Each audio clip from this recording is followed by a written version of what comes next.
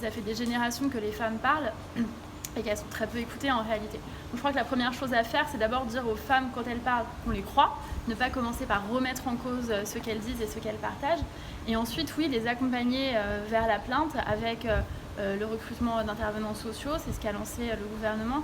La création aussi d'autres outils pour celles qui ne veulent pas ou ne peuvent pas se déplacer au commissariat.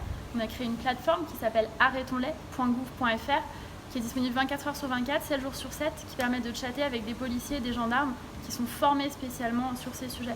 Et puis le numéro du 3919, et nous venons signer une convention avec le conseil départemental pour que le 3919, qui est le numéro d'accompagnement des femmes, et le 115, qui permet un relogement et un accès à l'hébergement d'urgence, puissent mieux travailler ensemble et soient plus adaptés aux spécificités de la Réunion et des Outre-mer en général. Quand on est une femme victime de violences sexistes ou sexuelles et qu'on va au commissariat, quand c'est la première fois qu'on en parle, on s'attend peut-être à avoir un réconfort, une forme d'accompagnement psychologique.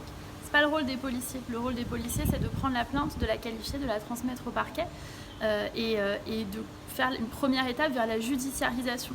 Et donc c'est important qu'il y ait humainement des gens dont c'est le métier, des psychologues, des assistants sociaux, des travailleurs sociaux qui puissent accompagner les femmes, y compris parfois pour sensibiliser aussi les policières, les policiers, les gendarmes à un certain nombre de phénomènes psychologiques, par exemple l'emprise ou l'état de sidération. Quand vous êtes en état de sidération face à des violences, vous ne protestez pas face aux violences, que vous êtes sidéré, vous êtes comme glacé.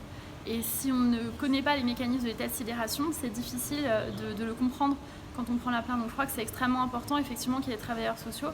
L'État s'est engagé là-dessus. Le ministère de l'Intérieur a indiqué un recrutement de 73 psychologues sur l'ensemble du territoire avec une attention particulière sur les territoires d'outre-mer. La convention que j'ai signée tout à l'heure avec le conseil départemental pérennise et renforce ce dispositif à La Réunion. D'abord, il y avait des demandes de moyens financiers. Je suis venue avec 800 000 € supplémentaires pour les outre-mer, dont 135 000 fléchés spécialement sur La Réunion. Et puis il y a des gens qui ont travaillé.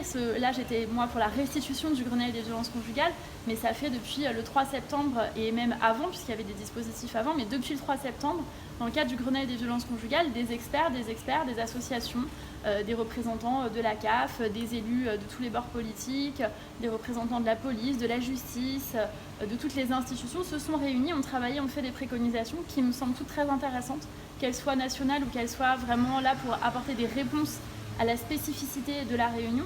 Et donc on va faire en sorte de les mettre en œuvre. J'ai déjà échangé par texto avec la garde des Sceaux sur certaines d'entre elles. Et bien sûr, je les porterai également la ministre des Outre-mer, Annick Girardin, qui est très attentive à ce qui peut se passer sur le Grenelle des violences conjugales ici en Outre-mer. Moi, je découvre La Réunion maintenant depuis 2 jours, mais je suis d'origine corse. Et donc, je le disais tout à l'heure, au Grenelle des violences conjugales, je crois que les spécificités liées à l'insularité, on les connaît et on les partage. Donc, c'est difficile d'éloigner un conjoint violent. C'est pour ça qu'avec le conseil départemental, on travaille sur notamment l'hébergement des conjoints violents pour qu'ils puissent aller s'installer ailleurs et que la femme puisse bénéficier de son logement. C'est déjà prévu par la loi mais très peu mis en œuvre parce qu'il y a des délais de la justice qui sont aussi trop longs à l'heure actuelle. Mais il faut aussi que les femmes aient le choix, celles qui veulent pouvoir aller ailleurs parce qu'elles ne veulent pas rester là où elles ont vécu des violences. Il faut pouvoir les reloger. C'est pour ça que l'État va se porter garant via le dispositif de la garantie visale pour que les femmes victimes de violences conjugales puissent arriver même quand elles ont des dossiers qui sont considérés comme trop peu solides par les bailleurs.